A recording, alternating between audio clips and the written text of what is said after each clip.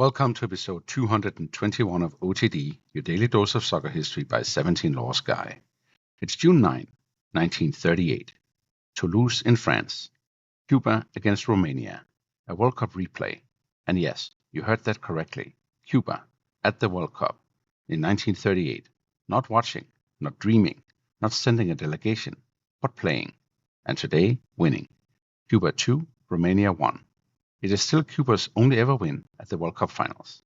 It is also one of those early World Cup stories that feels almost impossible from the modern distance. Ships, withdrawals, replayed matches, Caribbean football, colonial football, pre-war Europe, and a Cuban team that reached the quarterfinals of the World Cup before almost anyone had learned how to imagine the Caribbean on that stage. But how did we get here? Start with Cuba before Castro. This is not the Cuba most modern listeners instinctively picture. The Cuba of 1938 is a republic shaped by sugar, US influence, political turbulence, Spanish inheritance, Afro-Cuban culture, baseball obsession, and a Havana that is already one of the most vivid cities in the Americas.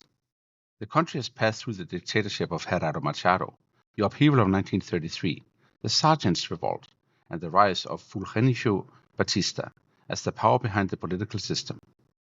Batista is not yet the elected president he becomes in 1940, and not yet the dictator overthrown by Castro in 1959.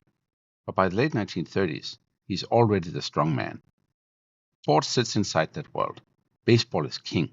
But football has roots too, especially through Spanish clubs, immigrant communities, and social institutions in Havana.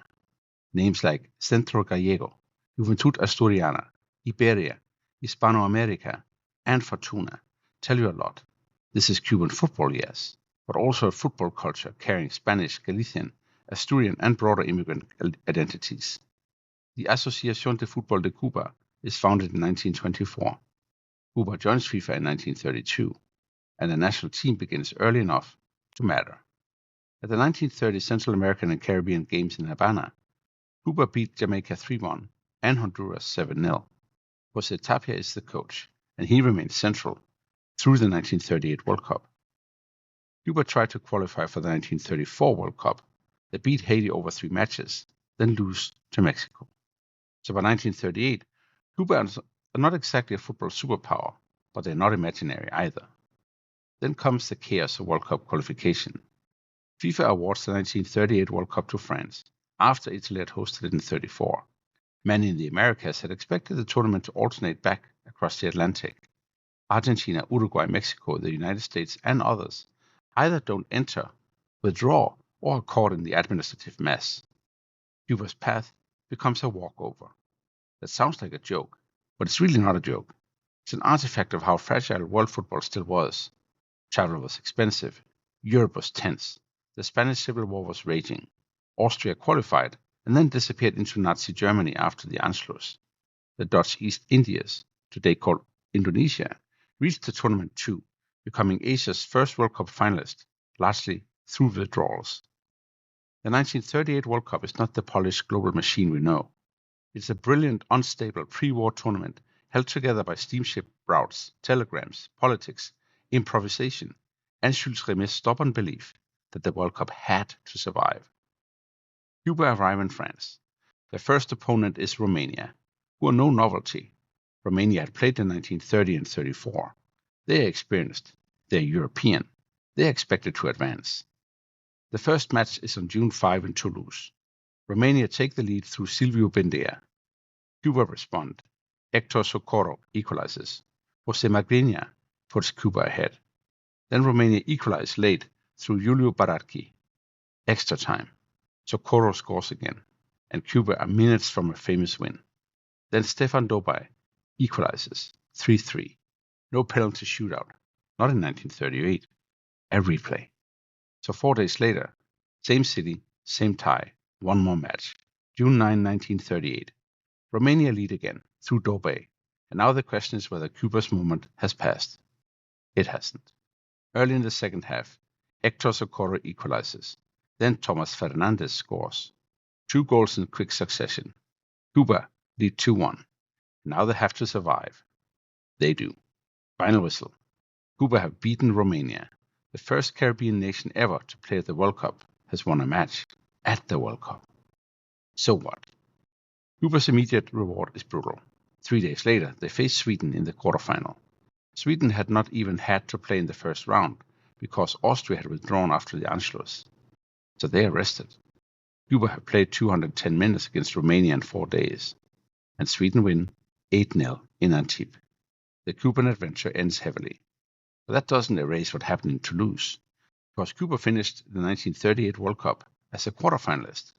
Today, that sounds like a trick of format. And yes, it partly is. But football history is full of format. You play the tournament that exists right in front of you. Cuba drew Romania, replayed Romania, beat Romania, and entered the last 8. That is forever. The players also deserve names. José Tapia, the coach. Héctor Socorro, scorer against Romania in both matches. José Magriñá, scorer in the first match. Tomás Fernández, scorer of the winner in the replay. Juan Túñez, known as Romperedes, the net breaker, who later played in Mexico for Real Club España and became the last surviving member of the 1938 Cuban squad. Goalkeepers Benito Carvajales and Juan Aria. Captain Pedro Berges. Joaquín Arias, Jacinto Barquín, Manuel Chorens, José Rodríguez, Mario Sosa, and the rest of the team that carried Cuban football into a place it has never returned. That is the melancholy. Cuba's World Cup story since 1938 is not an arc of expansion. It's an arc of absence. They failed to return in 1950. They don't build on 1938. After the revolution of 1959, Cuban sport becomes globally powerful in many areas. Baseball, boxing, athletics, volleyball, Olympic sport. But football doesn't become the national obsession. Baseball remains the island's emotional language. Cuba becomes a founding member of CONCACAF in 1961. There are moments, Central American and Caribbean medals, Gold Cup appearances, quarterfinal runs in 2003, 2013, and 2015, and the 2012 Caribbean Cup title. Cuba even comes close enough in 1982 qualifying to feel the door open for a moment. But the World Cup never returns. And modern Cuban football has another layer, migration. For decades, Cuban players traveling abroad with national teams have sometimes defected. Some seek professional careers. Some seek life outside Cuba's political and economic limits. The national team is not merely managing tactics, it's managing the consequences of a divided national experience. That makes the Miami contrast almost surreal. 90 miles from Cuba, South Florida now has Inter Miami, Messi-era glamour, global investors, packed stadiums, academy pathways, and the full machinery of modern football capitalism. Across the water sits Cuba, the first Caribbean World Cup team, a country with a real football history, but still struggling with resources, player retention, infrastructure, and the gravitational pull of baseball and migration. It's not that Cuba has no football. It is that Cuba's football feels like a history interrupted. And that places Cuba among the small, half-forgotten nations of the early World Cups. The Dutch East Indies in 1938, now Indonesia, played one match, lost 6-0 to Hungary, and vanished from the World Cup stage. Egypt in 1934 became Africa's first World Cup team, lost 4-2 to Hungary, and had to wait decades for another appearance. Haiti in 1974 gave us Emmanuel Sanon scoring against Italy and ending Dinosov's long shutout streak, but lost all 3 matches.